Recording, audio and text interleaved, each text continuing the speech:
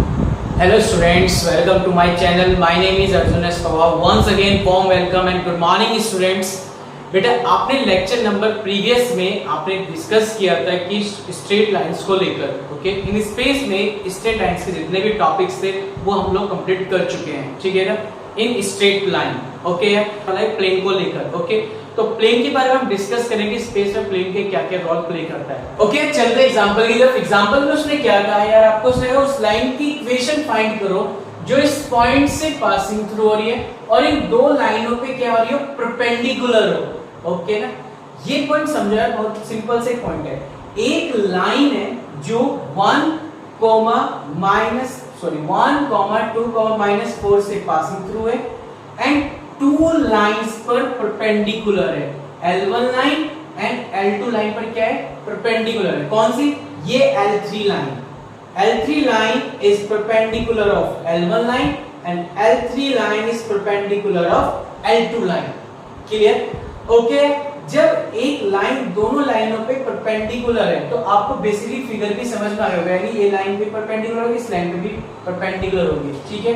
तो उस कंडीशन में एक चीज ध्यान रखो यार, यानी जब ये लाइन इस लाइन के परपेंडिकुलर, ये लाइन इस लाइन के परपेंडिकुलर, तो उस कंडीशन में इस लाइन के जो डीआरएसओ के प्रोडक्ट का सम होगा वो किसके इक्वल हो जाएगा, जीरोस के इक्वल हो जाएगा। एम आई राइट?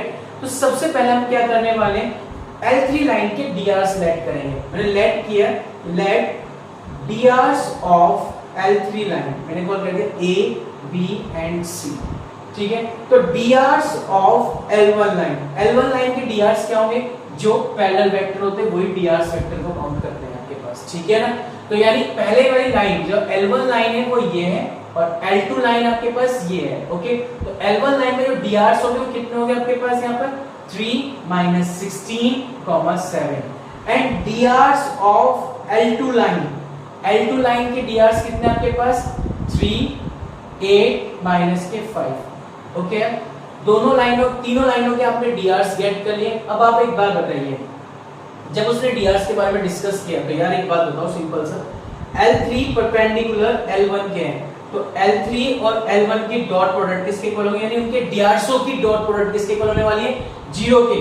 तो इन दोनों के डीआरएसओ की डॉट प्रोडक्ट कर दीजिए, कितना होगी, 0, यानी 3A - 16B + 7C = 0, ओके। इसी तरह से L3 परपेंडिकुलर है किसके, L2 के, तो इन दोनों के भी डीआरएसओ की प्रोडक्ट का सम किसके इक्वल कर दीजिए बेटा, 0 के। 3A + 8B - 5C = कितना हो गया, 0। कंडीशन नंबर बन गई 2। अब इसमें तीन अननोन है, ठीक है ना। इन तीनों अननोन की वैल्यू गेट करते हैं, यानी A B C की with the help of by cross multiplication method, ठीक है। कैसे करते हैं, क्रॉस प्रोडक्ट की हेल्प से, देखिए समझेंगे। क्रॉस मल्टीप्लिकेशन मेथड क्या था, पहले A यूज करो, फिर B यूज कीजिए और C यूज कीजिए। तीनों यूज कर लिया आपने, तीनों अननोन क्वांटिटीज। अब आप क्या करेंगे, जैसे आप A पे स्टैंड कर गए तो ठीक है, B और C के कोएफिशिएंट को यूज करेंगे। आप यदि A पर स्टैंड कर रहे हैं तो किस कोएफिशिएंट को यूज करेंगे, B और C के कोएफिशिएंट को। कर दीजिए -16 B के कोएफिशिएंट यूज कर रहा हूं और अब C के कोएफिशिएंट 7 और -5। अब आप B पे स्टैंड करेंगे तो पहले C के कोएफिशिएंट फिर A के कोएफिशिएंट यूज करेंगे, तो यानी कितना गेट हो गया, 7 - 5 and 3 and 3।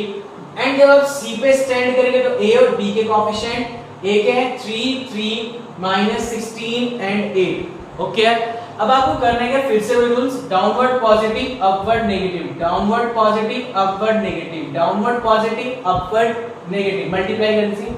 A/16 5 = 80 - 7 8 = 56 = B/7 3 = 21 minus plus के हो गया 15 एंड C अपॉन हो गया 8 3 = 24 और 16 3 = 48, ओके।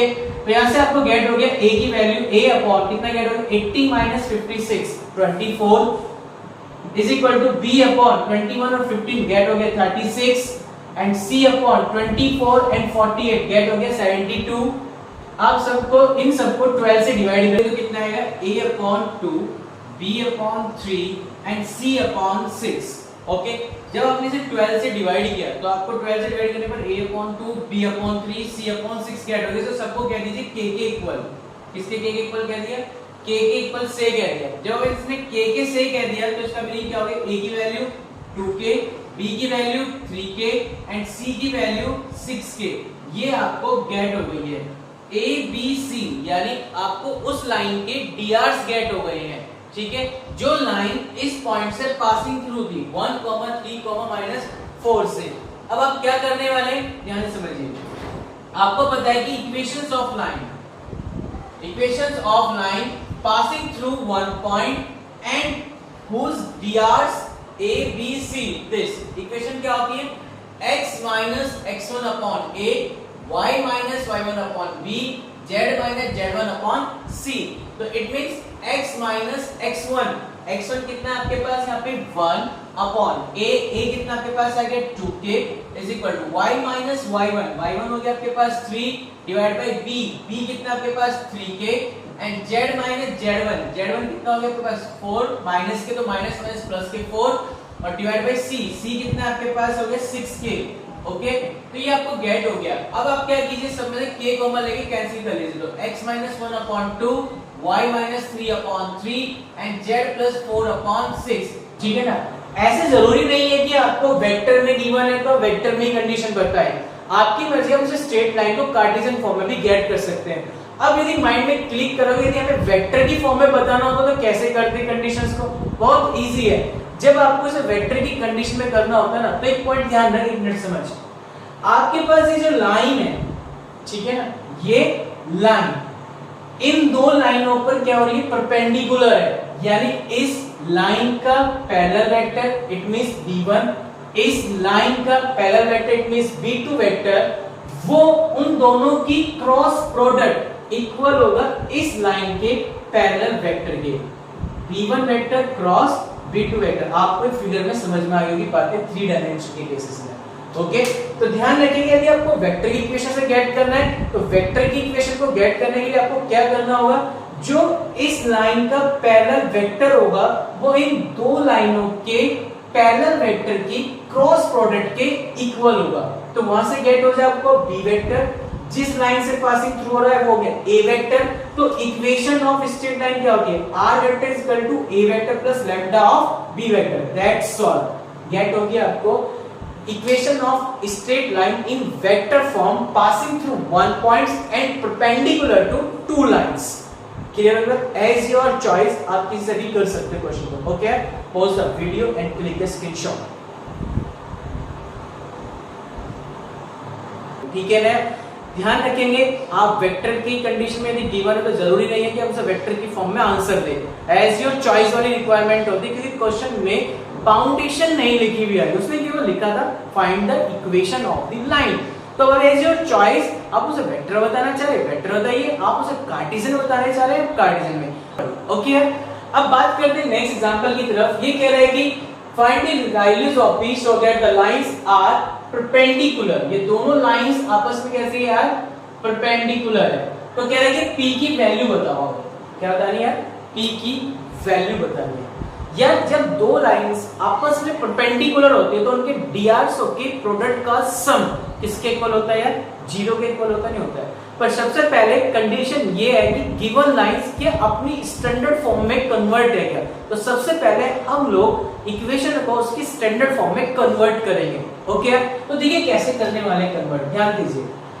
आपके पास यदि मैं कंपेयरिंग करूंगा तो ऑन कंपेयरिंग करने के लिए सबसे पहले मुझे इसे स्टैंडर्ड फॉर्म में कन्वर्ट करना होगा। देखिए L1 लाइन को करते हैं, 1 माइनस x है, मैंने माइनस का साइन बाहर लिया तो x माइनस 1 अपॉन हो गया माइनस के 3, क्योंकि फॉर्मूला होना चाहिए x माइनस x1 टाइप का।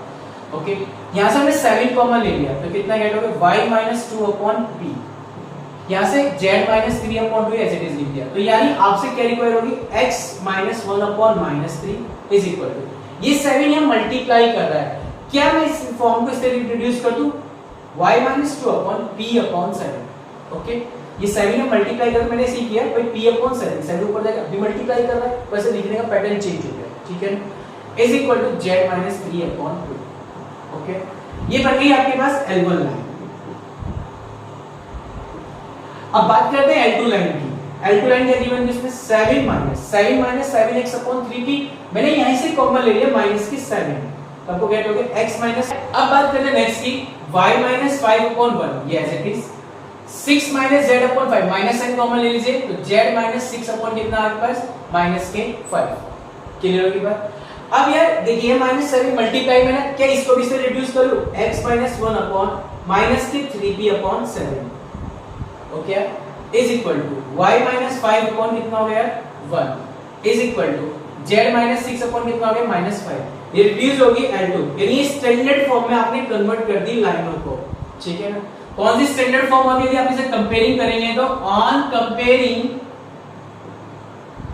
x minus x1 upon a1, y minus y1 upon b1, z minus z1 upon c1 and x minus x2 upon a2, y minus y2 upon b2 and z minus z2 upon c2। आपके पास ये दोनों equation इनकी standard form में convert है। जब standard form में convert होगी तो आप डीआरएस की प्रोडक्ट का सम किसके इक्वल दिखा दीजिए 0 के। क्यों? क्योंकि गिवन टू लाइंस आपस में कैसी हैं परपेंडिकुलर है। ओके तो देखिए यहाँ पे क्या करने वाला हूँ, दोनों के डीआरएस से कंपेयरिंग कर लीजिए। a1 b1 c1 कितना गेट हो गया देखिए ध्यान से, ये रहा a1 b1 c1 कितना है -3 p अपॉन 7 2।